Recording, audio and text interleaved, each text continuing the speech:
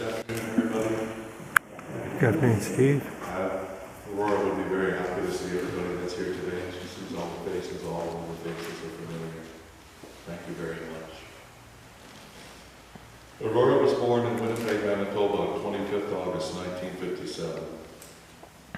She legally changed her name to Emma Aurora some years ago in honor of a descendant on her mother's side of the family, but has always been known as Aurora to her family and friends. In my online tributes to her, there's more detail regarding her life and our personal history together. For those of you who have not done so, I invite you and encourage you to search for her name online and read those tributes, particularly the ones on the Legacy and Pacific Coast cremations sites. While searching for possible readings and gospel selections for Aurora's service, I found a resource that listed no less than 19 different ones from both the Old and New Testament for the first reading, and the same amount of choices for gospel readings. And I remember thinking to myself, how in the world, especially while I was so full of grief, am I going to select these readings? I was not able to do it. But as I scanned through them all a second time, God, as he so often does, especially when we're in distress, came to my rescue, directing my eyes to these particular passages, and when I read them, I instantly knew they fit the best, and that I should use them for this purpose.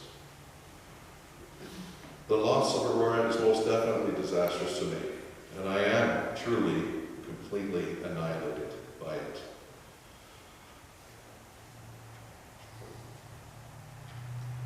Do you have to do that first reading?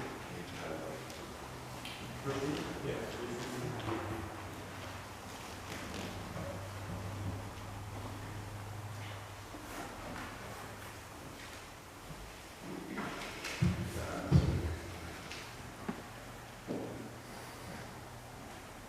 The souls of the virtuous are in the hands of God, and no torment will ever touch them. In the eyes of the foolish they seem to have died, and their departure was thought to be a disaster, and their going from us to be their destruction. But they are at peace. God's words reassured and comfort me, because I believe in my heart that she was virtuous, and in her last days especially, that she was at peace. On the evening of June 6th, while in our home alone, Aurora suffered an irreparable brain aneurysm, and shortly after slipped into unconsciousness and remained that way up until the moment that I was blessed to be with her alone as she drew her last breaths, nearly 1 month later on July the 1st. But as unbelievably horrific as this was, everyone who came to see her in both the Vancouver and the Victoria General Hospital could testify that while she was under the constant 24-hour nursing care in the ICU sections of these hospitals, and despite the ravage done to her brain by this disease and surgery, that by the grace of God, she appeared only to be peacefully sleeping. And there really, throughout her illness, there were no indications of distress or pain whatsoever. But God in His mercy didn't just limit His peace to Aurora. He extended it to me as well, and in so many ways. He did this by first never allowing me, especially when I needed them most, to be without the constant love, companionship, and support of our friends and family, to whom I will remain forever grateful. Some of you have continued to help me with both encouragement and planning support right up until today. When I worried about Aurora receiving the anointing of the sick, God in His love for us sent Aurora and I not one priest, but 3, during her time in both hospitals. The first, a priest from the Vancouver General Hospital. I can't remember his name, though. I'm sorry about that. And the others being Fathers Thomas of Victoria General Hospital and our own Father Felix, who just so also happened to be roommates. Aurora received a total of 4 anointings, so I think she was well covered. Praise God. He brought truly caring hospital doctors, nurses, and support staff to me in both hospitals, as well as a compassionate, caring Philippine Christian family, also undergoing the stress of having an ill one, in the ICU, to pray the rosary with me, and to even occasionally feed me. He also gave me peace in more subtle, less obvious ways, like having a butterfly by chance come and land beside me. Significant because Aurora loved butterflies, and also because along the corridor leading to the ICU waiting room, a colorful path of butterflies is painted. And he's giving me peace still, because only 2 days ago while I was at home, I smelled roses in my home. But I don't even have any in my home. Aurora loved most all flowers and plants, especially roses. But most of all, he did this by giving me the blessed opportunity to sit by Aurora's side for so many precious hours, where I could talk, confess, sing, and minister to her, whether by moistening her lips or applying lotions, in these small ways giving back to her for all the love, care, and attention my lovely lady had given me throughout our years together. Though she was unconscious, her soul was ever present, I had no doubt, and God gave me all the time I needed to both express my love to her and to accept and make peace with her passing. Aurora, though like the rest of us not perfect, was very virtuous. She was most always positive, righteous, respectful, honest, loyal, courageous, forgiving, caring, and extremely kind and loving to both her family, most especially her parents and her friends, and even complete strangers. I'm sure many of you have personally experienced this, as with her love of jewelry, she might suddenly surprise you with a pair of sparkling earrings or a card along with a gift. Or when she picked up the tab at a restaurant without you knowing it, as well as many other of these kind of gestures. Ever helpful, she would also never hesitate to lend a helping hand to anyone, even though in later years both of hers were damaged, and one was always wrapped in a bandage with a splint. Whether it was with cleanup in the kitchen, here, or at a friend's home, or helping someone manipulate awkward luggage, Aurora, in spite of her condition, could not resist helping and putting herself, or putting others before her, putting herself before others. She was pure love and had an extremely big heart, and was not miserly in showing it. For me, she was all of these and much more besides. Her devotion to me was second to none. She catered to my every need and showered me with love almost every minute of every day.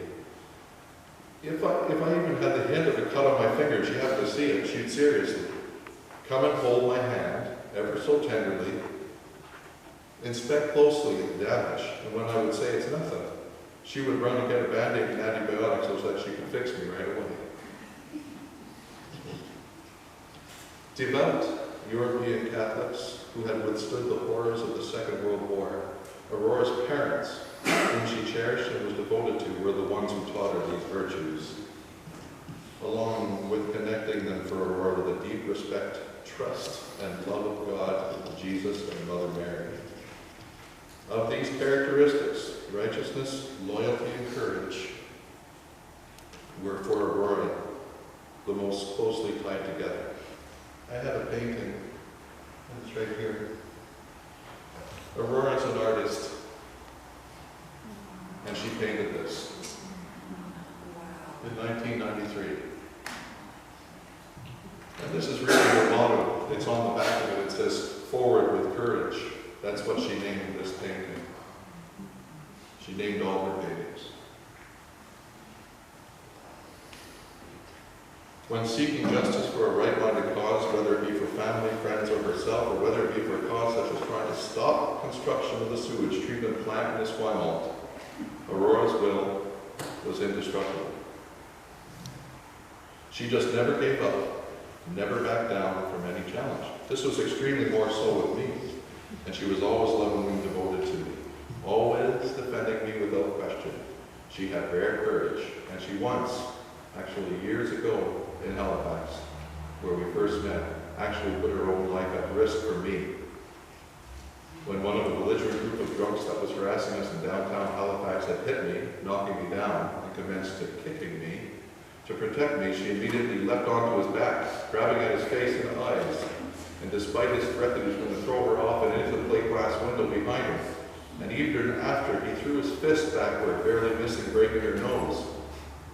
She did not let go and exhausted them so that he couldn't kick anymore.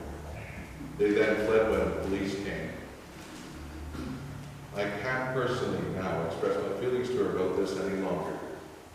But I suspect you're here with us now, Aurora, and I sure hope so. I hope that you know in my sharing of this how much I love and miss you.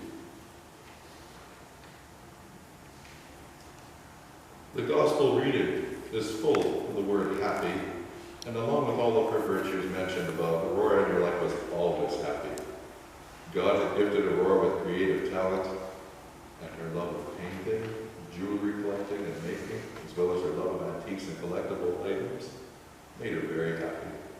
But she was most especially happy when she and I were together, whether at home, on vacation, or even just to walk about the neighborhood. She was also happy when surrounded by her friends and family. And when she smiled with her sparkling eyes, she radiated love. The Gospel reads, "How happy are the poor in spirit, theirs is the kingdom of God. And happy those who mourn, they shall have comfort." This was never more relevant than for Aurora, whose smile hid years of chronic pain. Years ago, she had fallen and dislocated her coccyx, but because it had not been both diagnosed properly and treated early with surgery, this condition worsened, and she then suffered from no less than 8 fused discs in her spine. This then developed into ankylosing spondylitis and attachment arthritis, which was throughout her whole body. She literally couldn't get up in the morning until her medications took well effect. Also, in the last year, she had suffered 2 head concussions in the very same area of her head. And within the span of the last 5 years, Aurora also lost both of her parents. And because of her very deep love and devotion for them, she never really recovered from her loss of them. It never really stopped mourning for them. Both the diseased state of her body combined with her mourning most definitely were tremendous weights to bear for Aurora, which did cause her to be poor in spirit. But yet through her love of God, she somehow amazingly found the strength to still smile and to still was be happy. As I end my reflection for my dear sweet Aurora, my cultured lady, I believe in my heart that our Lord has now released her from her earthly bondage of pain and sorrow, and has allowed her lovely soul to fly higher than the eagles unto himself and his angels and her mama and papa. And that having tested her like gold in a furnace and found her throughout her life to be truly virtuous, will allow her, like a phoenix, to rise again from the ashes, fully restored, fully renewed, in God's new kingdom where, though she was humble and didn't hold a high station here on earth, she most deservedly will shine out and rule over peoples and judge nations. But most of all, I pray that wherever God chooses to place her, that he will find me worthy enough to join my little mermaid there. Until we meet again, my love, your Blondie will love you forever.